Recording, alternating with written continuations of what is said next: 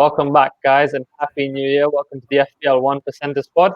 Every week we jump online, we unpack what went on in the previous game week, and we look ahead to what's coming up. And there's plenty to talk about: postponements, goal fests, great New Year's football. And to discuss all of this, we have got a full house of FPL legends to discuss it all with plenty of top 50k, top 10k finishes amongst them. We will start by welcoming back Has. Has, welcome back. Happy New Year. Great to have you back. Thanks, Faraz. Good to be back. I've missed the last couple of weeks and looking forward to a good chat. Brilliant. Looking forward to it. Welcome back, Hammer Kazim. Looking forward to another one. Yeah, good to be back. Nice. Before we get into things, I'm going to give a big shout out to Footsapp. We're brought to you by Footsapp, which is a fantastic app that takes all the hassle out of organizing football sessions with you and your mates. You find out who's in, who's out. You get rid of all the WhatsApp admin that surrounds your football sessions, and you can keep track of stats and scores. The app is free. Check out the link in the bio. They're doing some really cool stuff. So, guys, plenty to talk about. Shall we just jump into it? Yeah, let's do it. Yeah, let's go. Brilliant. Let's do this. So, last game week, all of these game weeks have sort of come together, and it's weird to differentiate them because the games are so close together as well. But we will jump into it with the first one, and we will come to Has first. How was your game week? We know you've had just generally green arrows and sort of are flying high in all of our mini leagues and just in general. What's the secret, Has? I know you haven't taken any hits, so we know that one. But aside from that, yeah, no. So you're right. I mean, I was lingering around the 2 million mark just six or 7 weeks ago, and in the last 6 weeks, I've moved from 2 million to 200k. So that's a huge jump, and I've taken no hits. I'm sticking to my strategy, looking at fixtures, looking at players. I'm not jumping quick. I'm holding players for 3-4 weeks to give them the opportunity, because we've talked about it before. You could have a good player and a good fixture, and he doesn't return, but it doesn't mean he all of a sudden becomes a bad player. You got to give him 3-4 games, and it's paid off. Amazing. And it's that thing that we said that, you looked at a player for 2 weeks, 3 weeks before bringing him in, so we shouldn't just sort of jump to conclusions before in such a short period of time. Guys, Kazim, how was your last game week?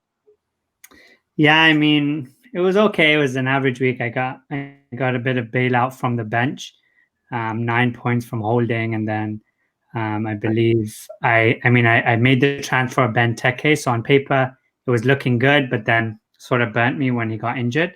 But yeah, I got my captainship wrong. I went with Salah.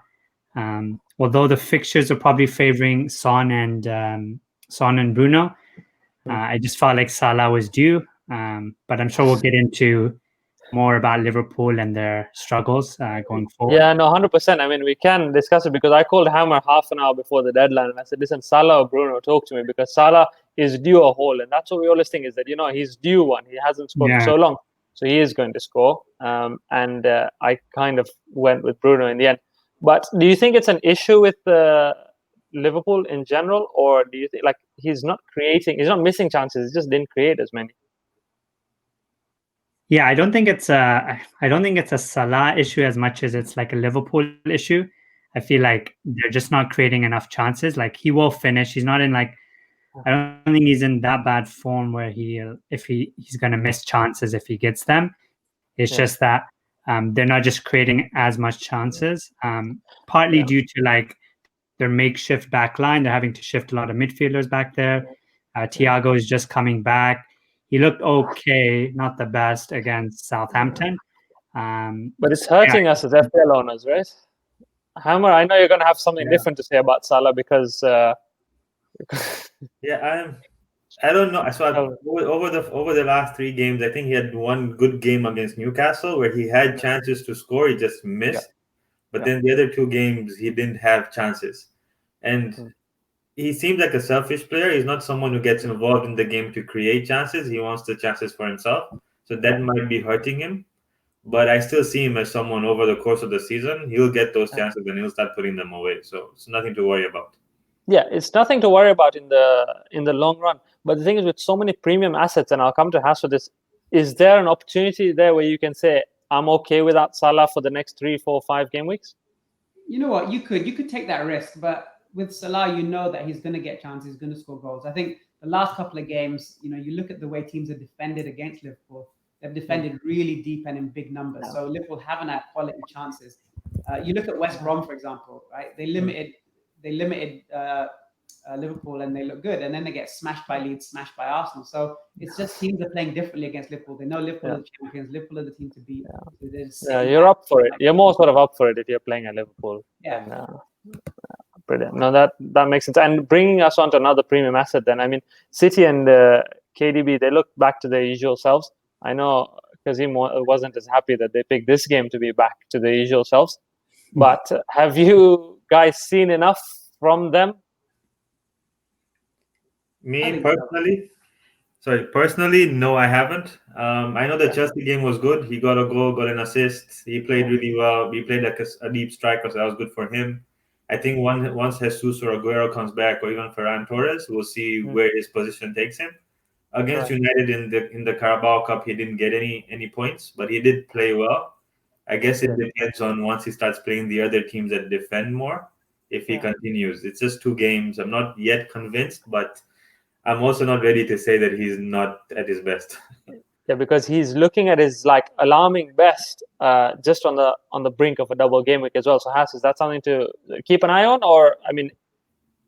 Yeah, for sure. It's difficult if you're gonna. I don't know if it's worth taking a hit to bring him in, but you look at his. You look at Man City in general, not just KDB, and they do look like they're picking up. They started badly. Pep started playing defense, and now they're starting to explore a bit more, and you can see that over the last few games they're getting more chances. Nice. And sorry, carry on. I think the thing with KDB is that he's not the guy who scores the goals, right? He's the one who creates. And I think the games leading up to this, obviously Chelsea game, he was creating the chances, I think. At least from the eyes. I don't know how the stats look, but he was creating the chances. He just didn't have a striker or someone who was finishing them off for him. So he's really reliant on how he needs his other players to perform around him in order for him to get those FPL points. Yeah, like that West Brom game was an example of that as well, right? He created 2-3 big chances, and they just weren't being finished. Yeah, exactly. Yeah. And another one to sort of keep an eye on is how quickly fortunes can change. In FPL, Haas's fortunes have sort of shifted very quickly, but and similarly, Arsenal's fortunes have changed as well. We thought that we were not going to touch Arsenal players for a long time in FPL, and now we're kind of thinking about it. Everyone's got a holding. If you had a Tierney, you were laughing over the last couple of weeks. 3 clean sheets, 3 wins in 7 days, and they play 18 and 19. So are they an appealing assets to look at? I'll come to Hammer, I guess. Yeah, I think Saka in midfield is good. I think he's at 5.3, if I'm not mistaken. Right, so he's a good option to have. Besides him, I know Aubameyang's really expensive, so I wouldn't go for him. Lacazette's good up front, but he plays sometimes, he doesn't play sometimes. So you're sort of in that 50-50 range. If you're going to bring him in, you'd rather have a Vardy who plays every game. They have some appealing assets, mainly in defense. Like you mentioned, Tierney, you have Holding. These are their main assets. Besides that, I'm still not 100% on them. I know that Haas is going to give us some stats later on to back up what we're saying or to prove what we're saying wrong. But good shout on bringing in Holding, honestly, on that, with that 9 points, Kazim. He came through very nicely. Yeah, it was mainly for this 18, and thankfully he reaped the rewards a bit earlier. So no, smashed it. And with that, are there any other sort of results that stood out to you guys in general? Or everything went to type, really, right? Spurs, I mean, the Souček one sort of bothered me a little bit, but I mean, that's what he does, really. That was a dead game at 0-0, and then it just took him one chance, and he gets 11 points, and a lot of people had cancellations, so they got those points off the bench. And Son and Kane, as you know, you said keep the faith. Did you have both Son and Kane, or only one this past week? I haven't had Kane for a while, but I kept Son. And even though he did, he's on and off right now, but he got me good points this week, and he was my captain as well. So I had got me 13 times 2. Yeah, brilliant. I mean, captains were doing well Friday, Saturday, and then Monday didn't look as good. But yeah, those who kept faith with Son and Kane, good on you, because they reaped the rewards. It's been a while. I think they've both been blanking for quite a while. But it seems like, I know we'll come on to the stats, but Leeds XG against for against big teams is really high. Like they play the same way regardless of who they're playing. They couldn't care less, to be honest. So they're a good captaincy shout, I think. But with that, I will jump onto our next slide. Has you put together some stats for us, very cleverly named the XG and XGA files. And I'll jump over to you. Yeah, thanks. To talk us through this a little bit. I know on previous pods we've looked at the expected goals and expected assists for players, but we've never really looked at as a team. So which teams to target. I mean, we know who the players are, but let's look at the teams and let's see if the stats back up how they're doing. And first of all, you look at the expected goals per 90 up there, that list, and this is over the last 7 games or 6 games, depending on how many games you played since December. But you look at Man City, they're up there. They're flying. Flying high. Villa. And then, you look at teams like Arsenal, they're creeping up there. And you look where Liverpool are right now. So they're 7th. So, since the beginning of December, they haven't been creating as many, quality chances as they had, for the past couple of years. And then similarly, you look at the expected goals against. So this is a really huge. Look at Manchester City. For the last 7 games, 0.43. That's way below anybody else, right? They've kept, I think, 5 or 6 clean sheets. That's mad. Yeah, it looks like they're, Pep sorted it out. I think with Stones and Diaz at the back, centre backs, they've been. I think they've had 8 games together and 7 clean sheets or something like that. I was reading, so that's kind of crazy. And then you look at teams like Leeds. So look at Leeds as that's where you want to stay away from. And I know a few people brought in Meslier for their goalie. And it paid off because they did get 2 clean sheets, but you know what? They weren't. They still had a lot of chances again. So I mean, it paid off if you went for it, but it's not probably a good move long run based on their stats right now. And in attack, like you mentioned, Leeds, from the top 6-7 teams, they'll be the cheapest assets to buy. Yeah, 100%. I mean, your double up on Rodrigo and Bamford was a masterstroke. Worked out very nicely, I must say. Props.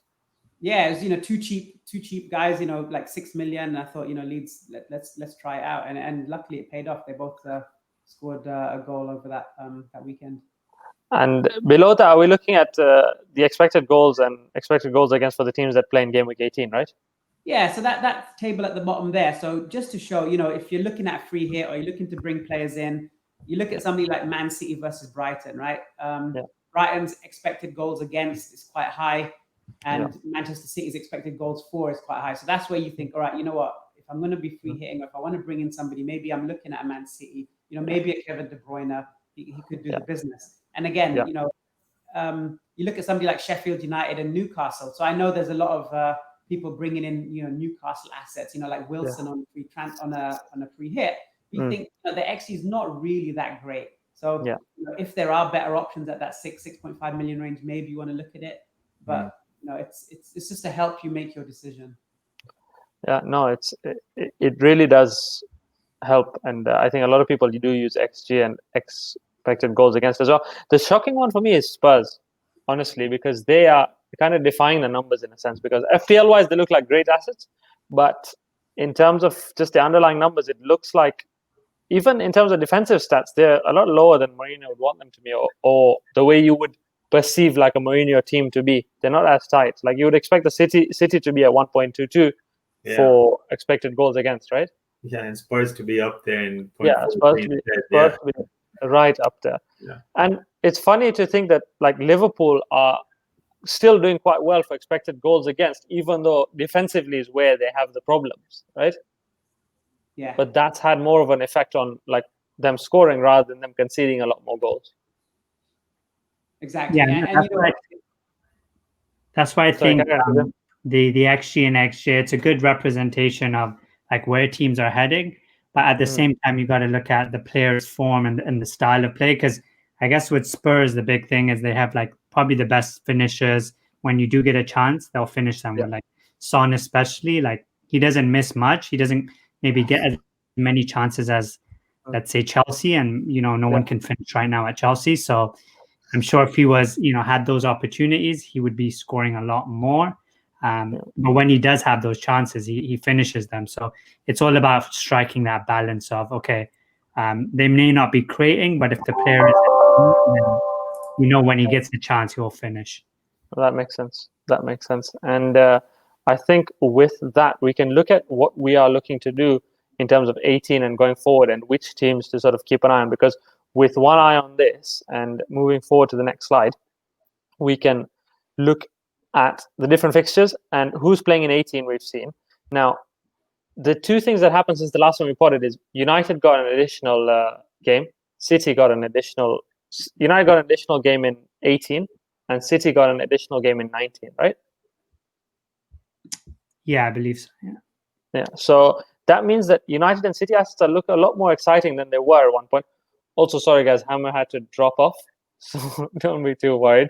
But he will be back at some point, if not this week, then at some point next week.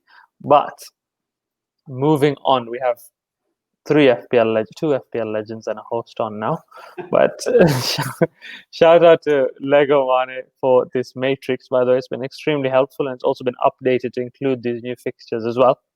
But between these three strategies, guys, which are you looking at? For me, it was looking like a free hit in 18 and then just play out 19, because that's the way my team structure is. And it's one thing to say it's very dependent on your team structure. If you have 8 players already who are playing in 18, then it might not be for you to free hit in 18. But if you've got 4, like I do, then it might make more sense for you to free hit in 18. Kazim, which one were you leaning towards? I mean, I'm not doing any of these three, but I would, for me personally, I would lean more towards just the bench boost in 19. If you have, like, for example, my team, I built it in the sense that I can field at least 10 players, hopefully with no cancellations for that 18. The only reason I'm even, I guess, trending away from using any of my chips is because I just feel there's still a bit of uncertainty with games getting cancelled. So, and there are for sure guaranteed more double game weeks to come. So I really like that, those options of using it a bit later, given that this is probably a good week to use it, just given the fixtures. But with that in mind, I just feel like I can field 10 players at least for 18. And then for 19, there could be some rotation as well. So I wouldn't want to bench boost. And with players like for the Spurs guys, they're not playing 2 games. So I'm not going to want to put them on the bench either, right? So with the bench boost, you ideally want to have, at least 12 players who are playing doubles, right? Yeah, true. And Spurs do play Sheffield. And I want to come to you, Has. With the double, I feel like we get blinded by double game weeks. Sometimes the people will rush towards filling their team with double game weeks. But we have to look at 2 things. In the 19, the teams that have single fixtures, how good are those single fixtures? And number 2, how are the fixtures after 20? Because you've got to keep this squad for the long term. So what would you do with like a Son or a Kane, or a Son and a Kane, if they're playing Sheffield, and that's their single game in 19? Yeah, exactly. And that's the thing. Like, these are just strategies, and it really depends on your team. So I wildcarded in game week 16, just right at the end of the deadline, and my thought at that time was to free hit 18 and then bench boost 19. So for this week, I think I only have 3 players or 2 players I think that are playing. So I've got no option, and I'm gonna have to free hit. But if I'd have known about the fixture changes where Man City get the extra game and Man United get the extra game, then I probably would have brought in more Man City, more Man United players, and then I wouldn't have to free hit. And then I'd be in a position like Kazim where I can field 9 or 10 players and not worry about it and save the free hit for later. But again, to your point, players like Son, Kane, they're going to get points against Sheffield, right? So so even them playing that one game could be better than bringing in, West Ham look good with Burnley and West Brom, but do you think like somebody like Antonio could get more points in those 2 games than Son in one? And it's a toss up, right? It could happen either way. So you do have to look at the fixtures coming out of that, because do you want to hold that player for another 4, 5, 6 weeks after that as well? Yeah, because shifting them on, you don't want to play your wildcard straight after just to fix like the plan that you had for 19. You want to like maintain a balanced team and still not take hits after the fact. Yeah. And one thing to note just quickly is breaking news from today is that Aston Villa training ground got closed. So their game on Saturday in the FA Cup has been postponed. And there's talk about the Aston Villa Tottenham game in game week 18 potentially, being postponed as well. So, that brings the fixtures down to even less teams And if you've got a Tottenham player, like if you've got a Kane or a Son, then they may not even be playing in 18 anyway. Yeah, that's a bit worrying to be honest. Southampton, I believe, as well in the FA Cup has been called off, right? Yeah, that was due to their opposition in the non-league. I mean, in the lower leagues. Okay. Fair enough. Because I'm sorry, you were saying regarding this. Yeah, I said, I mean, for 19, you can take a few like punts on a couple picks just for that week. But if you're looking at your premium assets and you want to keep them long term, I wouldn't just shift them out if they're just because they're playing one game. Like, these guys are premium prices for a reason, and they will get those double-digit goals. So if you are going to remove them for a week, you should have a way of getting them back. But I would ideally just hold on to them and see how it goes from there. Especially when like Salah and De Bruyne are playing too. Like you're going to keep them long term anyway. So don't try to make a makeshift team. Would you? I'm going to ask this because I feel like this is a question in a lot of people's mind. It's been on my mind. Would you drop a Salah who's playing a double, but he plays United and I don't know who it's United and Burnley, right? For De Bruyne, who play Palace and Villa. Yeah, because you think you're getting, if you did that for game week 18, if you weren't free hitting and you're just doing that, so you'd get 3 games out of De Bruyne if you played all 3 of them, all 3 at home against pretty nice opposition. Or Salah, you'd get 2 against United and Burnley. So if I wasn't free hitting in 18, then it could be an option. But I think the issue that you have is if you've had Salah from the beginning, you've made up like 0.6 the value. So this is the thing, right? So you'd lose like 0.3 million if you sold him, which would be, I mean, that depends how your team structure and if you can take that hit, because you'd most likely want to bring Salah back as well afterwards. Yeah. And there's too many premium assets to own them all, right? So it's one of those where you have to look at the numbers and make a decision that way, because like a Son, De Bruyne, you literally cannot have Son, De Bruyne, Salah, Fernandes, Kane. You can't. I don't think you can own all 5 unless like you're making massive sacrifices elsewhere. Your team would be very weak everywhere else. Yeah, Brewster's all round. But anyone, Kazim, you think about bench boosting? No, right? Sorry, you said you weren't. But triple captain, for me personally, it's too early in the season. I feel like there'll be other opportunities to triple captain. If you fancy it, then a De Bruyne triple captain, not a bad shout. But I'd be worried about Pep Roulette at that point. Even though he said he's not going to rest De Bruyne, just feel it's a bit early for a triple captain. Any of you guys thinking about that in 19, a triple captain? Or is it something that you would think about in general with these fixtures? Yeah, again, you know what? When triple captain, you want to always get a double game week, right? So you look at Man City's fixtures, and that would be prime for a triple captain. But I think just the way my team is set up, based on what I've planned for in game week 16, I've got, I think, 13 players that are playing doubles. So my plan is to, as long as their fixtures stay where they are, I'm planning on bench boosting that. Okay, amazing. And a quick shout out before we move on to Leeds, because Leeds have got a good double game week, a good looking double game week attacking wise. And then after that, the fixtures look quite good as well. So they'd be ones to keep an eye on. And hence you've got Rodrigo and Bamford in your team. Yeah. But moving on from anything to add with regard to these long-term fixtures? Or any sort of tips? Yeah, I guess one last thing is for anyone who's not free hitting, not bench boosting, if you are holding transfers, just make sure your transfers, I mean, I know there could be cancellations, but assuming there's no cancellations, ideally make sure your transfers that you're making for this week, where there's a lot of blank teams, make sure they're playing double in 19, ideally. Because I mean, I think Villa and I know maybe cancelled now, and United and Burnley. Those would be like, I guess, if you can fit them in. 100%. And 19, so yeah. 100%. And another thing as well is, this is quite frustrating to me, is if you are thinking about free hitting in 18 and you are holding a transfer that you want to make for 19, that's going to be pointless. If you play a free hit in this game week 18, any transfers you make in 18, they don't stick. So the squad you had in 17 is the squad you'll get back in 19. Yeah. So yeah, it doesn't carry over. It sort of it burnt me last season. It's going to burn me again this season. So I'm going to probably take a hit at some point because of I banked a transfer this week because I thought I would use it this week, but now I can't. It's just fun times.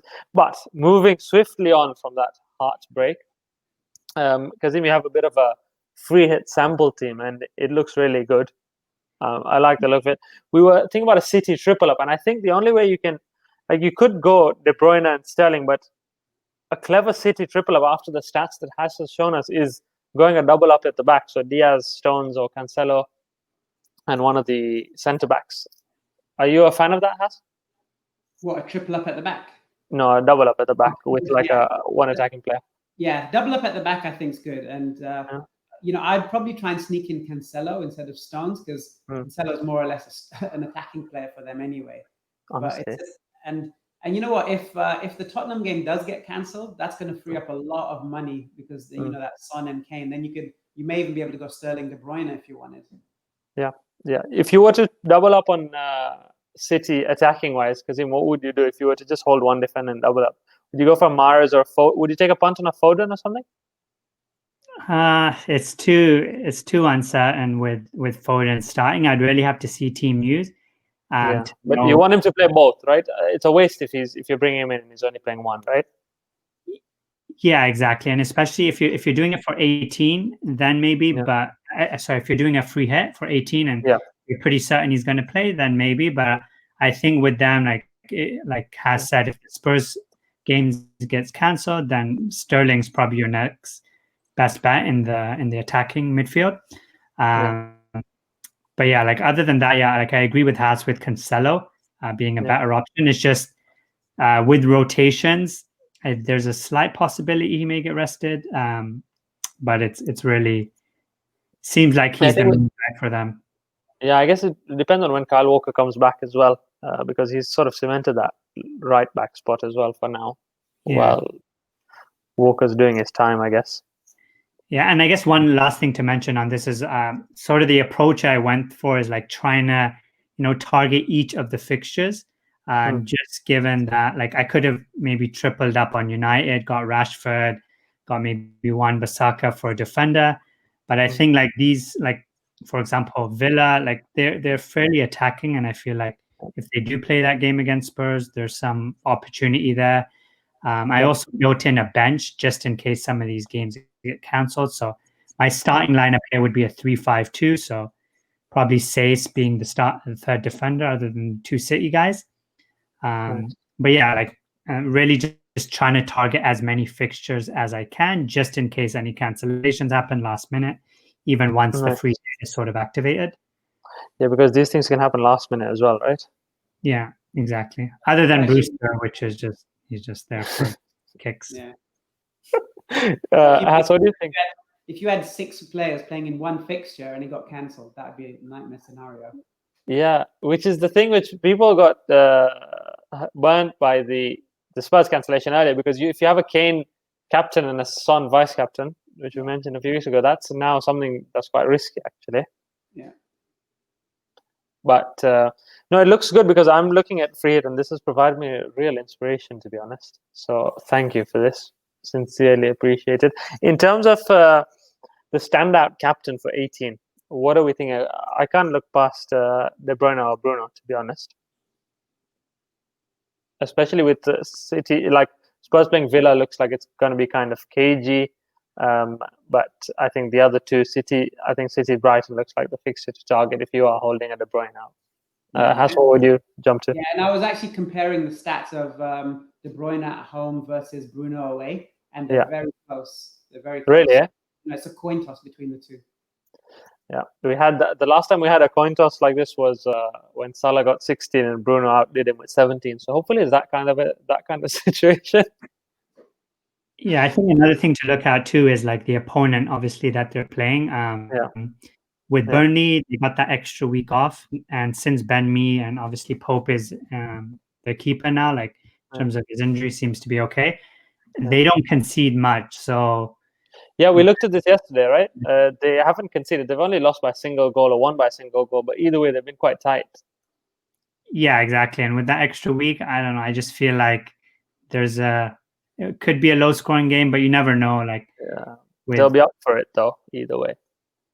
Yeah, exactly. And Brighton have been on a slight downfall. They conceded 3 against Wolves, and Wolves don't without a striker. And Wolves don't score, Yeah, honestly. so Okay, no, brilliant. That's quite exciting, guys. Anything to add in terms of what we should look out for 18, 19? Just wait as late as possible to play to hit the button, right? I guess I would say for free hit, because if you hit the free hit button, you can't unpress it, right? So that's one thing to be aware of. Anything else that we're sort of? No, I think that's good. I think there's options there. I think the main thing is building a bench as much as you can. Even for myself, like I'm just trying to plan like 2-3 weeks in advance of trying to build in a solid bench, because I know it's most likely more cancellations are going to come. So just try to make as solid as a bench as you can, so you don't get burnt long term. Brilliant. I'm holding Burke from Sheffield. So he needs to be shifted. One of the things is that every season I always have one keeper that plays, and I have a cheap 4 million guy that never plays, just to save the extra 500,000. But getting ready for the bench boost, I had McCarthy as my main goalie, and I brought in a playing goalie as my second. So I brought in the West Brom goalie, and then McCarthy ends up getting COVID, and then my bench goalie actually comes in and plays, which was very lucky. Nice, yeah, class. That works out quite well, because I'm the same actually. I had McCarthy, but this year what I did was I went Forster as my second keeper, and it was the sub goalie at Southampton, so it worked out. But if a fixture's cancelled, then there's nothing you can do. So it's better to diversify 100%. The more you can, the better, genuinely. For sure. But no, guys, let's take a special moment, Kazim, to appreciate Has's new setup and how much it's putting us all to shame. So, and props, welcome back. We've really missed you and happy to have you back. Brilliant. It was a good chat. If you haven't and you enjoyed the video, please like, subscribe, comment. Anything really helps us out, and we really appreciate it. Hit that like button. If we get 20 likes, I will get rid of Burke, and Kazim will get rid of Brewster finally. Yeah, Smith Rowe is a good one I like on Arsenal. So he's 4 points.